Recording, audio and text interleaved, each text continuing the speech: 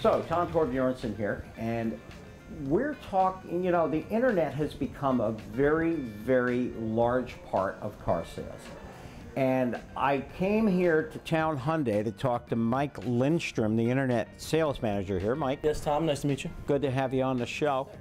A little bit about how the internet is changing, what's happening with the logistics of internet car shopping, et cetera, et cetera.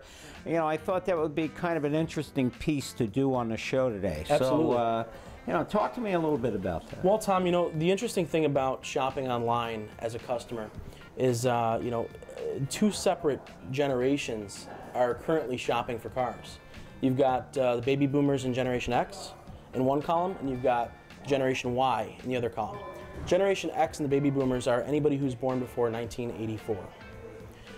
Generation Y is anyone who's born 1985 and current. Okay. Well, Generation X is, and the baby boomers, of course, are the segment of consumers that are going to do most of their shopping on print and web.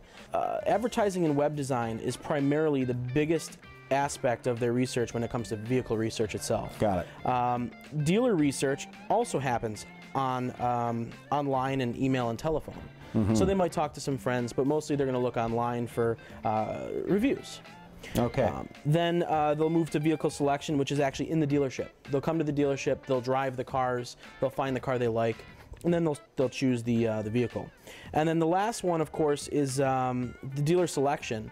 They use multiple criteria for that. They'll choose a dealer based on their location, or based on other friends, people who own cars, and where they take their car for service. Gotcha. Lastly, they'll purchase the car. They do that in the dealership through negotiations. The second column is the Generation Y column.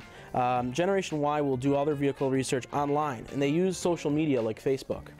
And they'll talk to all their Facebook friends and find out what they think of certain cars. Interesting. So your previous group will maybe look for the reviews of experts in, say, Car and Driver, as opposed to these people who are just talking to their buddies. To their buddies, yeah. And they'll even post photos of cars that they're interested in buying, and they'll ask them, what do you think? They're almost using their Facebook friends as their board of directors. How interesting. Which is really is interesting. Yeah, yeah. The next step, of course, is the dealer research, which they also use social media for, like Facebook. They'll go on, they'll look at ratings, reviews, they'll go to the Facebook page of that dealership to decide whether that's the place they want to do business. Generation Y also will choose their vehicle selection, believe it or not, based on videos, photos of those cars. They'll go to the manufacturer's website. They'll want to look at videos of that car driving on the road. You'll notice that a lot of manufacturers have completely changed how they present their vehicles. Yes. Years ago, you'd go on a website and there would be a write-up about the car. Sure. Mostly text, maybe a couple pictures. Now it's fully interactive, it's all multimedia, and it's very engaging to the online user. You know, it's interesting, as a media person, I've been to a lot of media functions that these car manufacturers put out, and they have media functions specifically for bloggers. Oh, I believe it. Yeah. Just for bloggers, and they'll pay to have they'll pay the bloggers, and they'll fly them in, they'll put them up in hotels, wine them and dine them, because they know the power of this social media interaction that you're talking about. Absolutely, and you know, the biggest thing that changes with the shopping in the Generation Y, that second column of consumers, is you don't actually see them for the actual presentation of the vehicle, and they don't actually look at that vehicle in some cases until they actually pick the car up. So they've already made the deal. Yep. They've made their decision, and they know exactly what. It seems like a pretty savvy customer.